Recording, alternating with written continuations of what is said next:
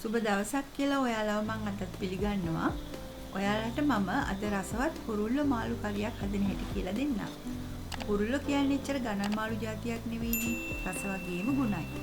එහෙම මාළු ටිකක් ගෙනල්ලා මේ වගේ කරියක් හදාගෙන බත් පාන් ඒ වගේම ඉන්දියාප්ප මේ ඕන දෙයක් එක්ක කාලා බලන්න. ඉතාලම හොඳයි. එහෙනම් අපි ඉක්මනට වීඩියෝවට යමු. අවශ්‍ය ද්‍රව්‍ය පහළ ඩිස්ක්‍රිප්ෂන් බොක්ස් එකේ තියෙනවා. මෙන්න මේ වගේ හුරුල්ල සුද්ධ කරගන්න ඕනි. ඔයාලට මාළු කඩිනුත් කියලා සුද්ධ කළාම අරගන්න පුළුවන්. මතක ඇතුව අලුත් මාළුම අරගන්න.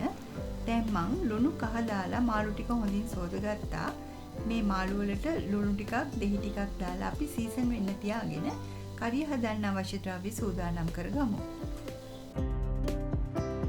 පෑන් එකක් ලිපේ තියාගෙන කොත්තමල්ලි මේස හැන්දක්, කරාබු නැටි දෙකක්, කුරුඳු කැබැල්ලක්, උළුහල් තේ හැඳි කාලක්, සූදුරු තේ හැඳි භාගයක් දාගෙන තරමක් බැදගන්න.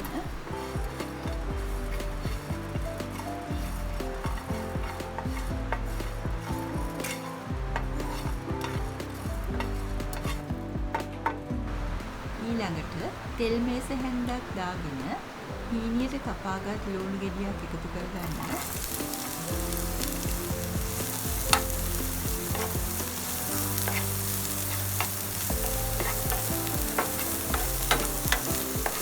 ලුණු තරමක් බැදෙනකොට දාගත් පොල් කෝප්ප 4න් 3ක් එකතු කරගන්න.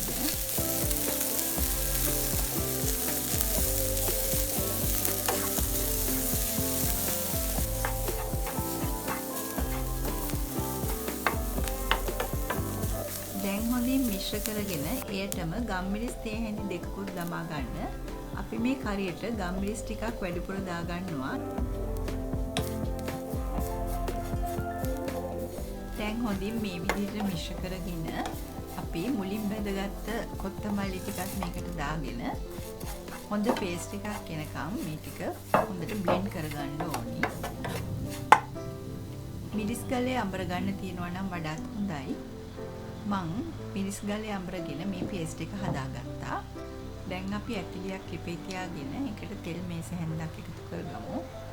තෙල් රත් වෙනකොට සූදුරු තේ හැඳි භාගයක්, කරාබු නැටි දෙකක්, කුරුඳු කැබැල්ලක්, කරපිංච ස්වල්පයක් එකතු කරගෙන විනාඩියක් විතර ටෙම්පරාදු කරගමු.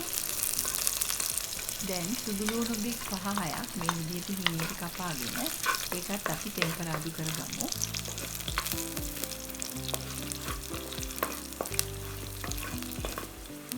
දැන් මිරිස් තේ හැන්දක්, කහ තේ හැඳි භාගයක් දාගෙන හොඳින් මිශ්‍ර කරගන්න.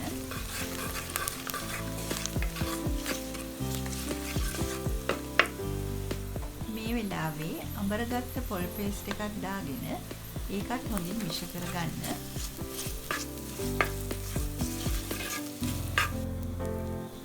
සියඹලා එක 5-6ක් දිය කරගෙන ඒ ටිකත් එකතු කරගන්නවා. ඒත් එක්කම වතුර කෝප්පෙකුත් දාගන්නවා. දැන් හොඳින් මිශ්‍ර කරගන්න. උඩාවට කපාගත් අමුමිරිස් කරල් දෙකකුත් දාගන්න.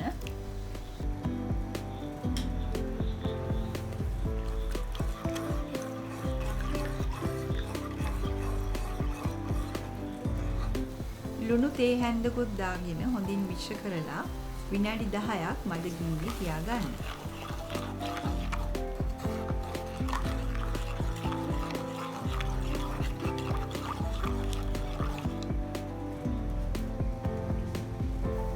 සීසන් කරගත්ත මාළු ටික මේ වෙලාවේ දාගන්න.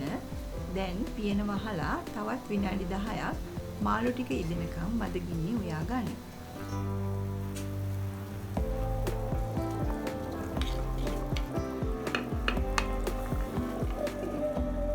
දැන් මේ හුරුල්ල කරිය රස විඳින්න පුළුවන්.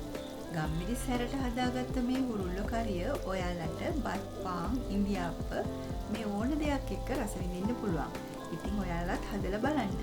මගේ මේ වීඩියෝට ඔයාලා කැමති නම් ලයික් කරලා යාළුවෝ අතර ෂෙයා කරන්න. සබ්ස්ක්‍රයිබ් කරන්නත් අමතක කරන්න එපා.